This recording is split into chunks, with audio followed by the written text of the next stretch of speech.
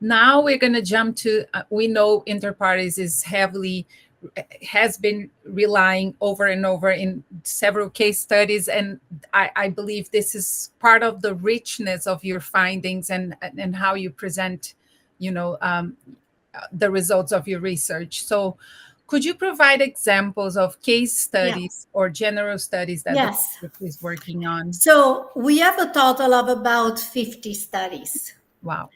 The general studies are the studies that apply to everything.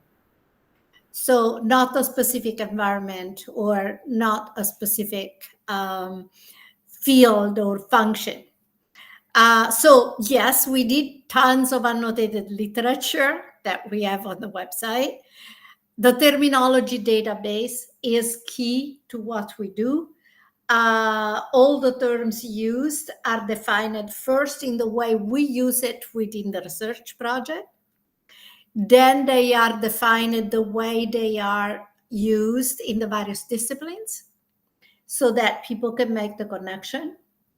And also how they were used in the previous Interpares projects, because they remain relevant to this one. We have the tutorials that I have mentioned. We have a study that is almost complete, but of course will not be till the end. No study will be completed till the end of the research, which is at the end of 26. But we have enough that we can actually say this is how it is. So AI literacy for records managers and archivists. There are two big studies on this. One is by Moses Rockenbach, who is a Brazilian archivist, but he works in Portugal. And the other one is from Richard Arias Hernandez, who is a colleague of ours in the School of Information. We have a meta study, believe it or not. So the meta study, which is directed by Ken Thibodeau, is actually an analysis of all the studies together, categorizing them in order to identify the holes, where it is that we're not going, and where it is that we keep going, not getting anywhere. And what are the methodologies that are most useful for what studies? So, for example, we have natural language understanding. That is a technology that is important to understand speech when we have oral records or when we have audiovisual records, and to also understand text for various purposes. We have natural language generation tools, which are for summarization, to summarize, to make a summary of whatever thing we need to summarize. Also for translation. And we need transcriptions and we need translations, and I will get there. We have natural language processing for classification. And there is a moderate success. The success on classification, which is one of the studies carried out, chaired by the Malaysian group,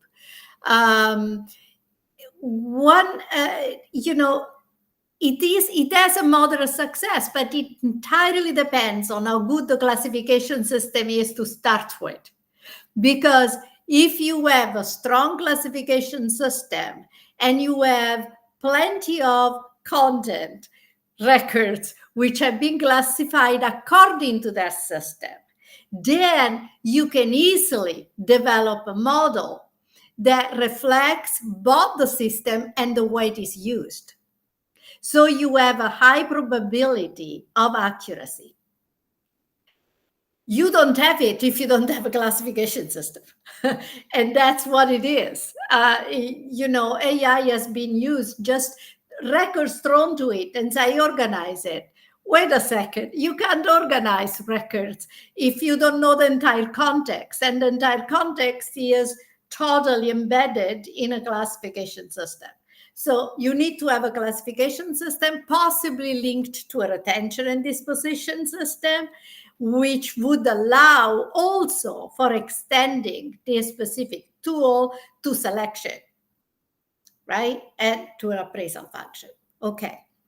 So we also can use it for arrangement and description. So there is a study on this one that has been carried out now for 2 years by a very large Italian team working with the Norwegian technology group, which has always claimed that they can do it. So they have worked together to develop a proper way of recognizing the original arrangement of the records and of describing. And at the end of the project, the Norwegian team has said, it's too complicated. We're not going to do this. Okay, that's why I said is not very close to FAI because it is not that they can't. It costs money to create a system that has that level of accuracy that is needed. So that's why we need to do things a little bit at a time from the creation time. Because if we have the things that are properly classified, organized, etc., then all the rest comes along. But not when we have the traditional way of dealing with the records, okay? So, and then, of course, we have been very successful in developing an AI tool for detoxification. It's called Grill Llama. Detoxification means that they will find inappropriate language. The tool will find inappropriate language and substitute it with proper language. So, for example, no example comes to mind in this moment, but might later. So this is the kind of things that we are working in 2 primary labs. The key lab is the one at UBC. It is in the linguistics department. Is chaired by Mohamed, who is my director, Mohamed Abdul Majid. And it has several students from various backgrounds who are working on the development of these tools.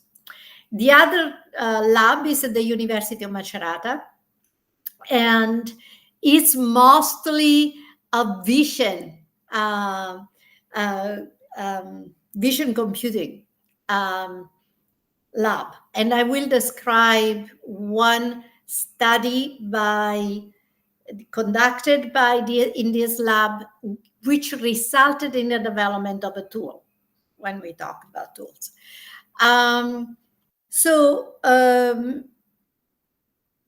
As it regards the studies that are case studies and are more advanced, we can look at the UNESCO study. So the UNESCO study is carried out by the people in UNESCO as well as the lab of Mohamed and linguistics. And so UNESCO has digitized not long ago, I think here 16,000 tapes of interviews made between 1950 and 1980 with all the big names of the time in the cultural sector, in the political sector, in the educational sector, etc. And yes, they're digitized. They have got no metadata. Nobody knows what is in them. Other than those are all important persons who are asked important questions and who answer in 75 different languages identified. And often, well, 1/4 of the tapes have multiple languages in them. So we want an AI tool that creates metadata by identifying the persons, the subject matter, the time, and all the other factors that are relevant for each tape. So we are developing this tool is basically natural language processing, but it is much more difficult when it is an interview than when it is a text that is written, because the text that is written, the paragraphs help you. The punctuation helps you. In a speech transcription, you have accents. You don't have just different languages. You have accents. You have different way of behaving in your answers, hesitations, repetition. You have, look at me, the way I talk. Try to transcribe what I say, right? So it is not simple, but it is advancing. There is quite a bit of progress in this. The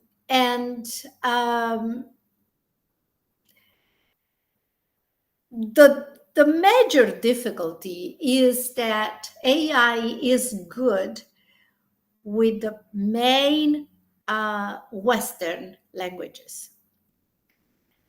It is not good with any African language. And for this reason, Mohamed has developed an entire set of tools that actually is able to deal with African languages. So that's an achievement.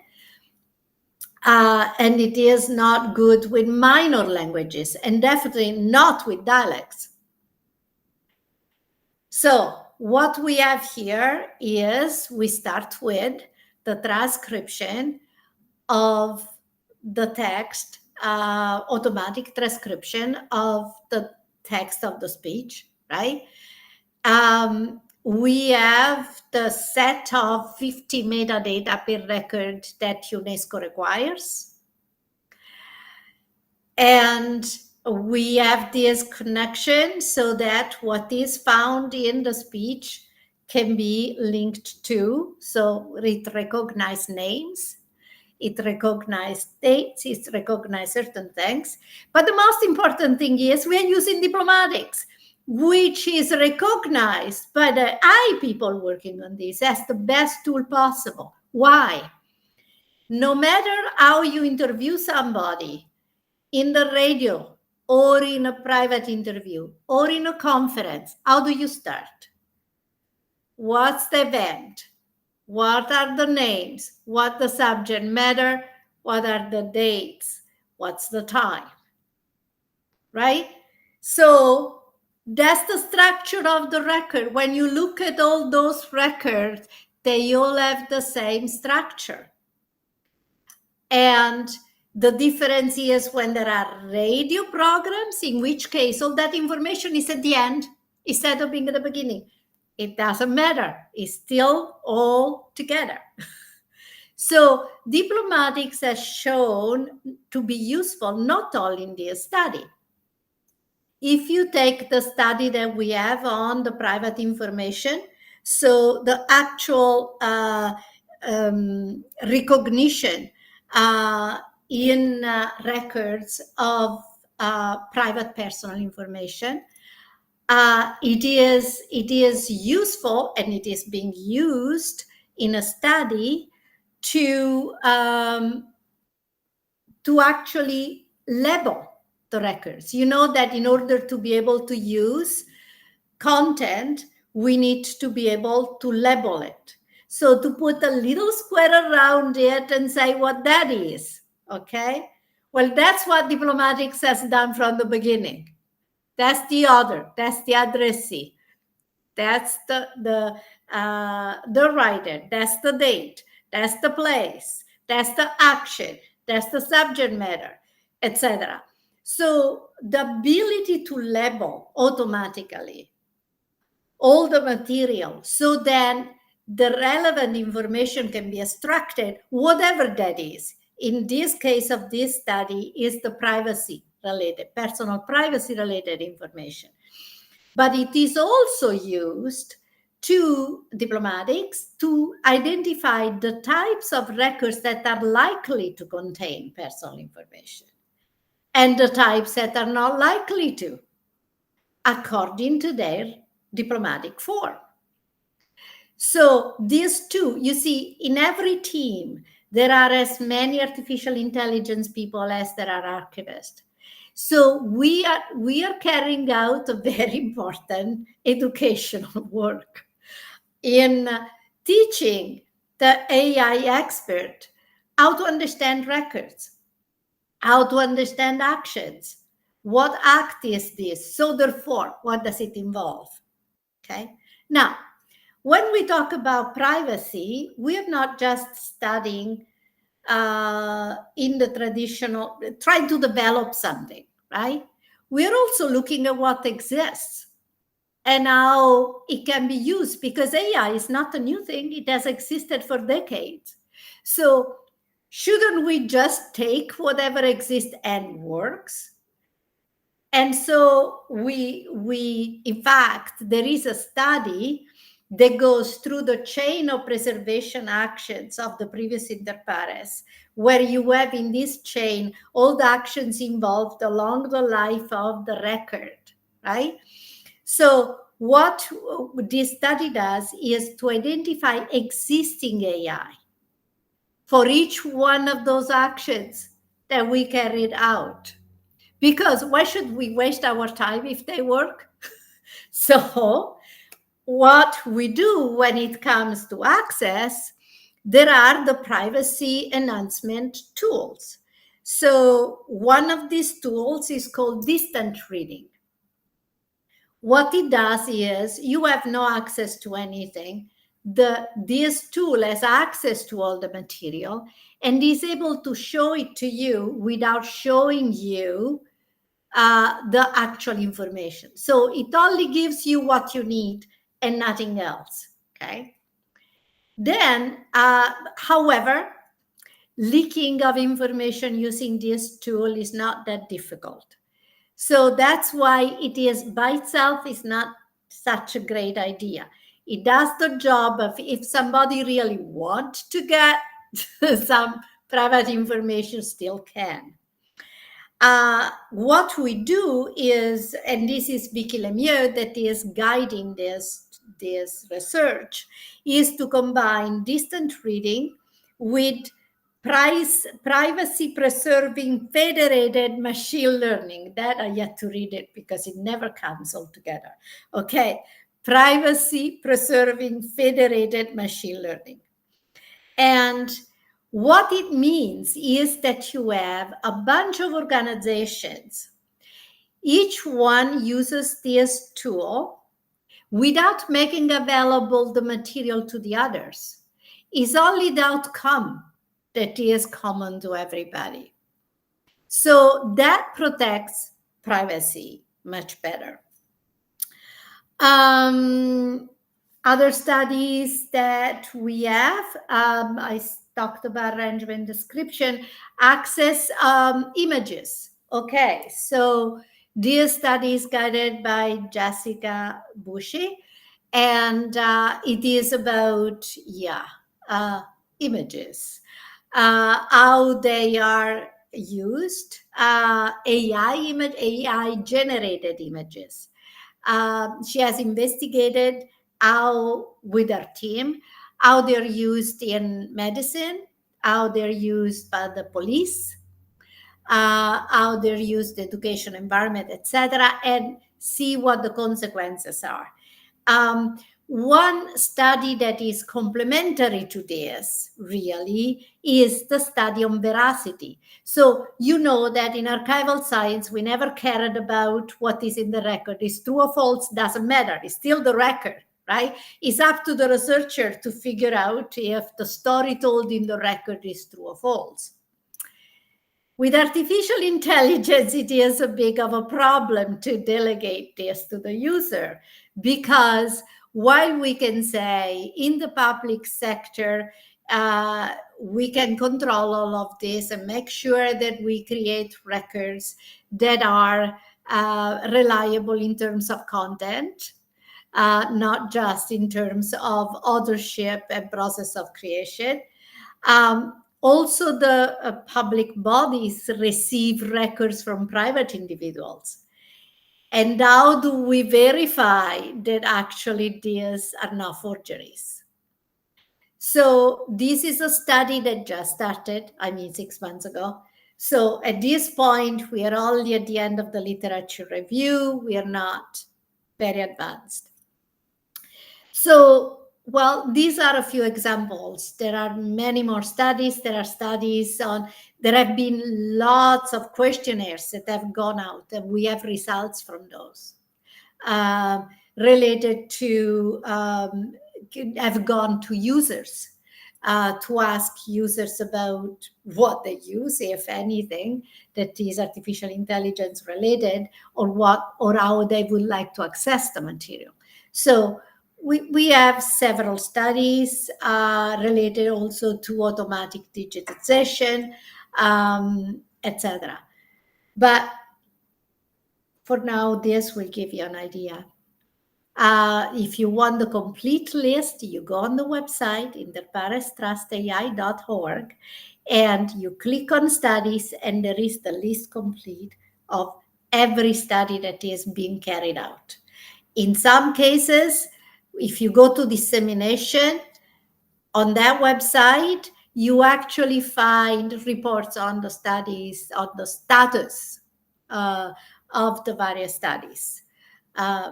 For example, we have at least 3 refereed articles on Paradata. So there are plenty of publications that have been coming out. Thank you, Luciana. Could you describe some of the successes in this area? You mentioned this in the beginning of this talk, right? So, yeah. Yeah, so I mentioned some of the tools that are developed in a natural language lab. And I mean that the one about biases is, one cute thing about this tool about the biases, I have to say. It's not very politically correct to say it. But it is about political correctness, right? It is a tool to identify bias. So when the person who was the primary person responsible for developing the tool showed it to us, all the researchers, and showed us how the bias were reduced and how the balance was generated with good language, etc.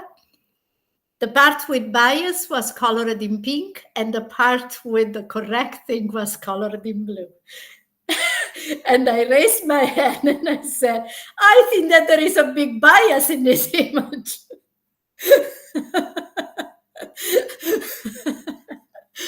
But that, was not intended, of course.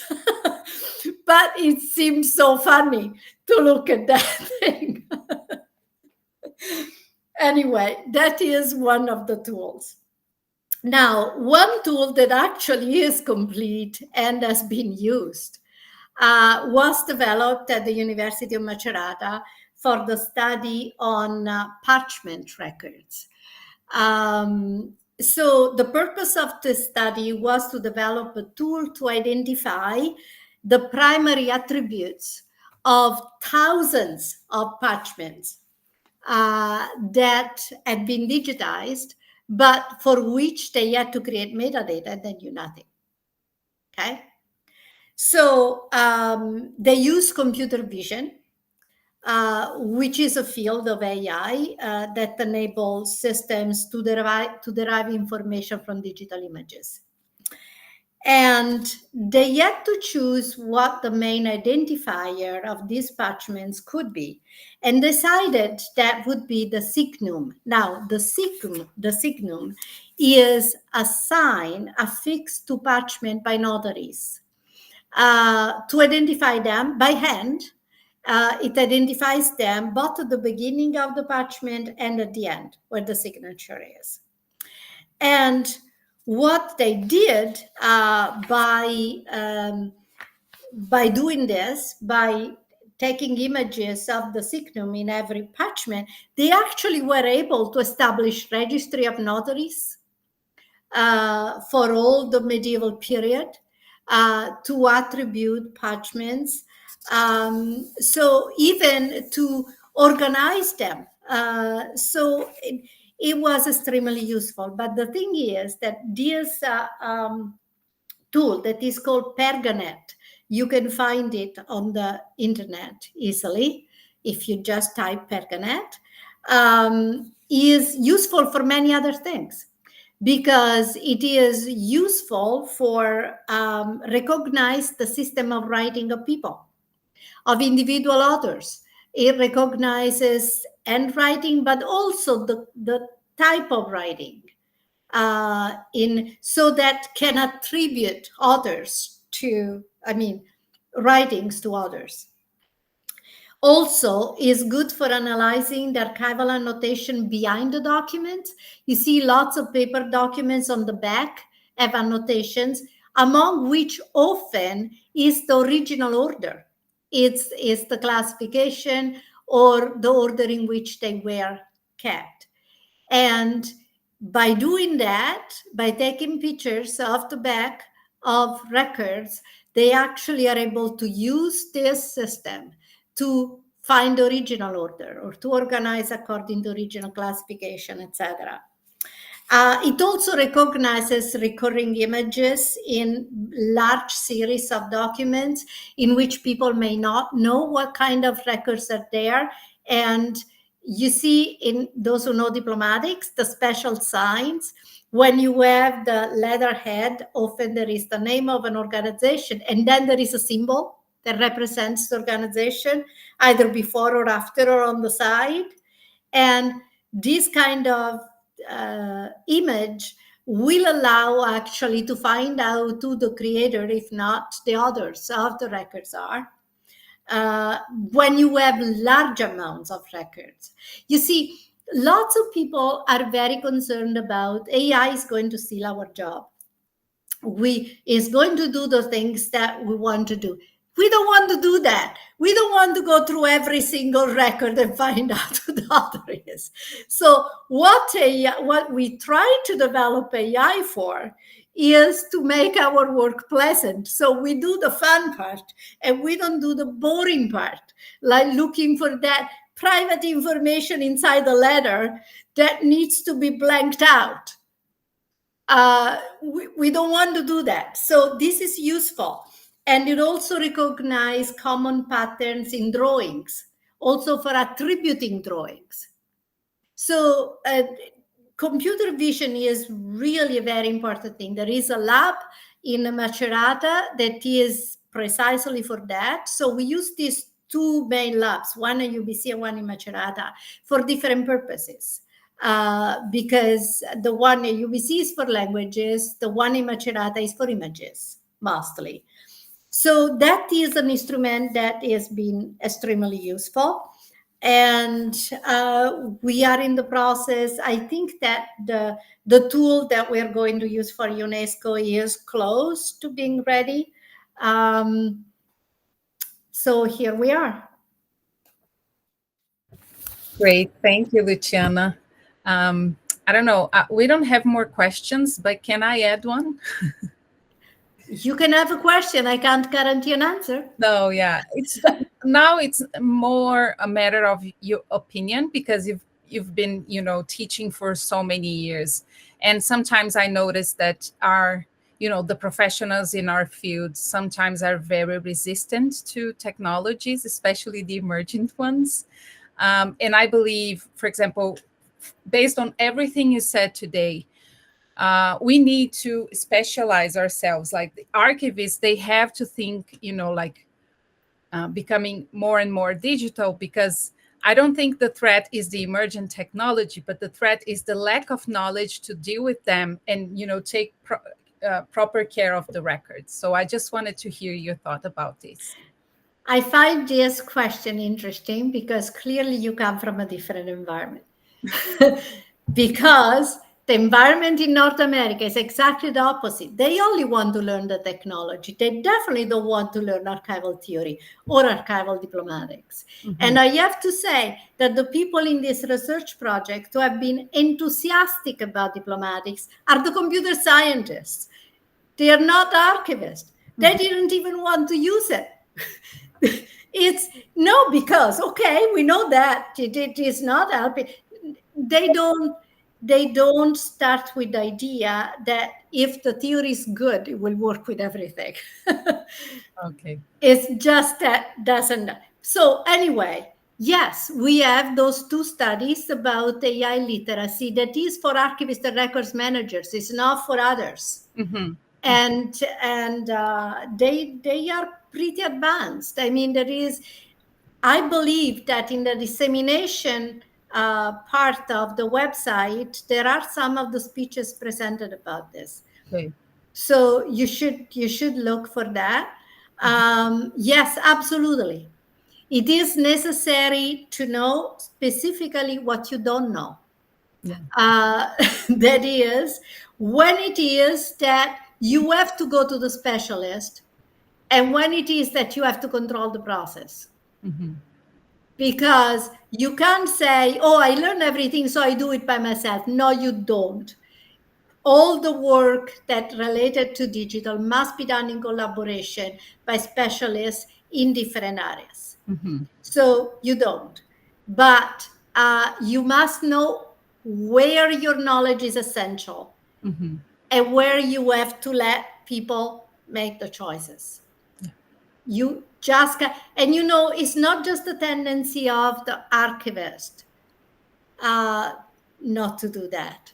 Because I have observed the computer scientists to hear one day about records and they think they understand them all. Mm-hmm. Mm-hmm. Okay, so it is just when I say, then I sit calmly by then and I say,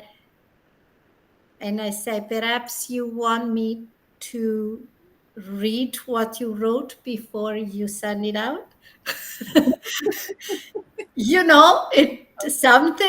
These things must be done in collaboration.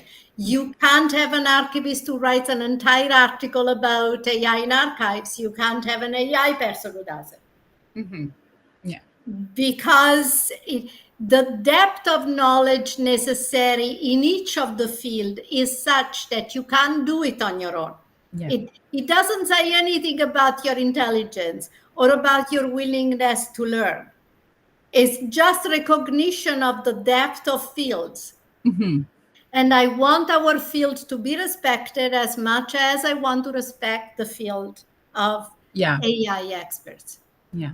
And that's really important. Great. Thank you, Luciana.